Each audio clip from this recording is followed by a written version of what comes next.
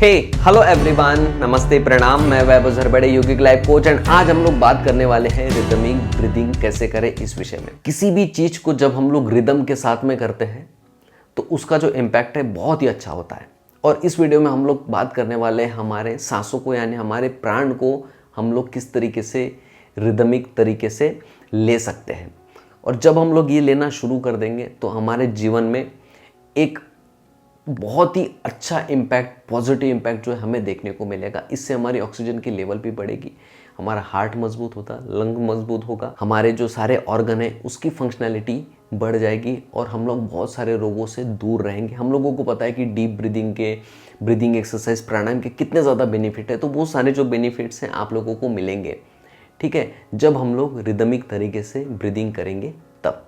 तो इसके लिए 5 जो फैक्टर हैं वो बहुत ही ज़्यादा इम्पॉर्टेंट है। लेकिन मैं उसे बताने से पहले आप लोगों को बता देना चाहता हूँ कि इसको करने से पहले आपको ये बात ज़रूर से पता होनी चाहिए कि सांस लेने का तरीका सही कौन सा है।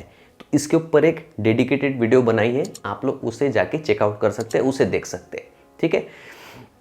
तो चलिए हम लोग इस वीडियो को स्टार्ट करते हैं। Number 1, situation. हो सकता है आप ऑफिस में हैं, काम कर रहे हैं, साइकिलिंग कर रहे हैं, एक्सरसाइज कर रहे हैं, कोई भी आप एक्टिविटी कर रहे हैं, तो उस समय जो है आपकी ब्रीदिंग उस काम के अकॉर्डिंग होनी चाहिए, ठीक है। जैसे ऑफिस में अगर आप बैठ के आराम से काम कर रहे हैं तो कोशिश कीजिए कि आप लोग थोड़ा सा गहरी सांस लें हर बार। इसका जस्ट आप अभ्यास शुरू कीजिए। जब आप साइकिलिंग करेंगे तब जो है थोड़ा सा अलग तरीके से ब्रीदिंग हम लोगों के शरीर में ऑटोमेटिक हो जाती है।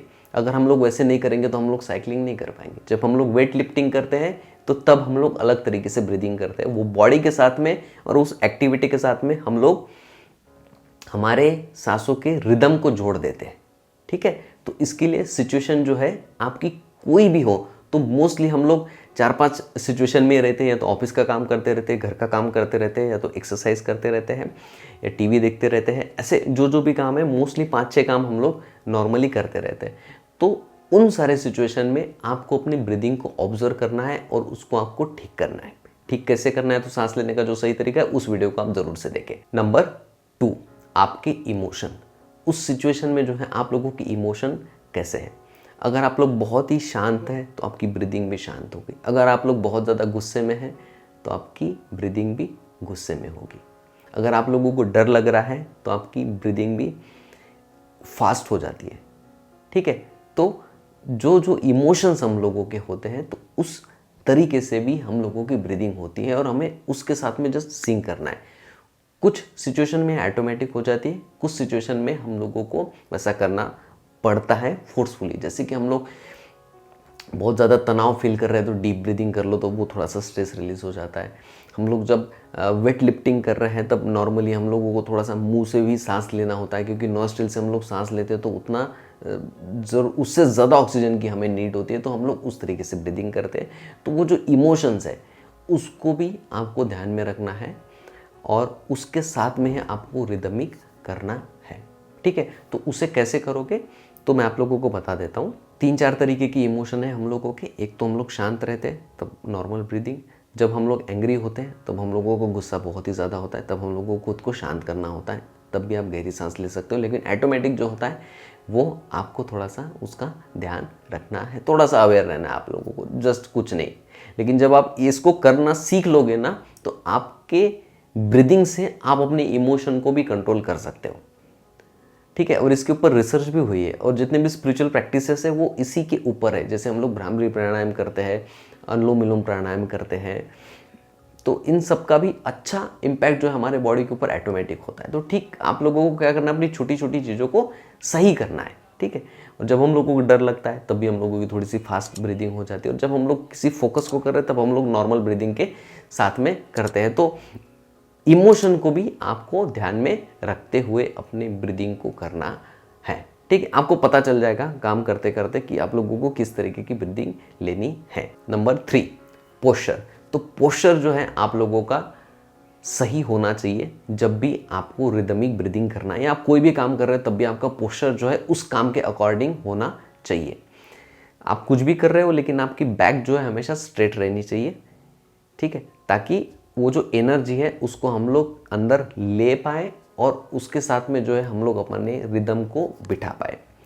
ठीक है, नहीं तो जब अगर आप झुक के रहोगे ऐसा तो आप रिदमिक ब्रीदिंग नहीं कर पाओगे, क्योंकि पोस्चर की भी एक अपनी इंपॉर्टेंस है। जिसे हम लोग आसन कहते हैं, तो अलग अलग आसन के बहुत अच्छे से बेनिफिट मिलते हैं। योग में हम लोगों ने देखा है हम लोग कितनी सारी बीमारियाँ ठीक करते हैं, राइट। तो आप जो भी एक्टिविटी कर रहे हैं उसके आपको पोस्चर में रहना है, तभी जो है आप उसके साथ में एक कनेक्टिविटी बिठाकर एक रिदमिक ब्रीदिंग कर पाओगे।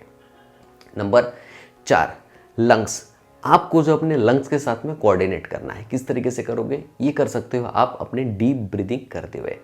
तो जो सांस लेने का जो सही तरीका है उस वीडियो में मैंने बताया है कि आपको जब भी आप सांस ले रहे तब आपका पेट फूलना चाहिए और सांस छोड़ रहे तब पेट अंदर जाना चाहिए, यानी कि एब्डोमिनल ब्रीदिंग जो है बहुत ही अच्छी मानी जाती है।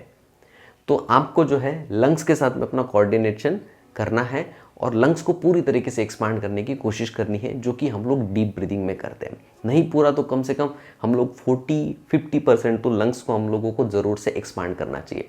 ऐसा करने से हम लोगों के शरीर की ऑक्सीजन भी लेवल बढ़ जाती है और जो वाइटल फोर्स है, जो सूक्ष्म ऊर्जा जो हमारे शरीर में काम करती है, जो प्राण शक्ति है, वो अच्छे से हमारे ब्लड में जाकर फिर पूरे शरीर को मिलती है और सर्कुलेशन उसका अच्छे से हो जाता है। तो हम लोग एनर्जाइज फील करते हैं, क्योंकि सारे जो फंक्शन है हमारे लंग्स चलाता है। लंग्स में ब्रीदिंग ही नहीं आए तो फिर हम लोग डेड हो जाएंगे, मर जाएंगे, राइट। तो उसके साथ में भी आपको थोड़ा सा रिदम में करने की कोशिश करना है, ठीक है। एंड नंबर 5, ये जो है थोड़ा सा हायर लेवल की है कि आपको नेचर के साथ में कनेक्ट होकर अपनी ब्रीदिंग को रिदमिक करना है। अब वो कैसे करोगे? नेचर यानी पूरी प्रकृति। जिस तरीके से माँ के गर्भ में बच्चा रहता है तो वो माँ के साथ में ब्रीदिंग लेता है, ठीक उसी तरीके से हम लोग भी करते हैं। लेकिन अगर हम लोग उसमें थोड़ी सी कॉन्शियसनेस लेकर आ जाए, थोड़ा सा हम लोग अवेयर रहे, खुद को थोड़ा सा ऑब्जर्व करें, तो हम लोगों को इसके अनगिनत फ़ायदे देखने को मिलते हैं। इसलिए जो 5वीं जो ब्रीदिंग है ये थोड़ा सा एडवांस है और इसको हम लोगों को नेचर के साथ में रिदम में लेकर आना है, जिसे हम लोग प्राणायाम में भी करते हैं और इसमें भी कर सकते हैं। तो रिदमिक ब्रीदिंग जो है आप इन 5 चीज़ों के साथ में कर सकते हैं, अपने सिचुएशन के साथ में, इमोशंस के साथ में, पोस्चर के साथ में, अपने लंग्स के साथ में और नेचर के साथ में। तो जो भी एक्टिविटी आप कर रहे हैं उसके साथ में थोड़ा सा रिदम आप कर लीजिए, सिंक बिठा लीजिए। आपको समझ में आ जाएगा कि जब भी हम लोग कर रहे हैं तो किस तरीके से हम लोगों को सिंक बिठाना है, और ये करते समय आपको जो है बहुत ही अच्छा महसूस होगा, क्योंकि जब भी हम लोग गहरी सांस लेते हैं, प्राण ज़्यादा ले लेते हैं, हम लोगों को ऑटोमेटिक अच्छा महसूस होने लगता है।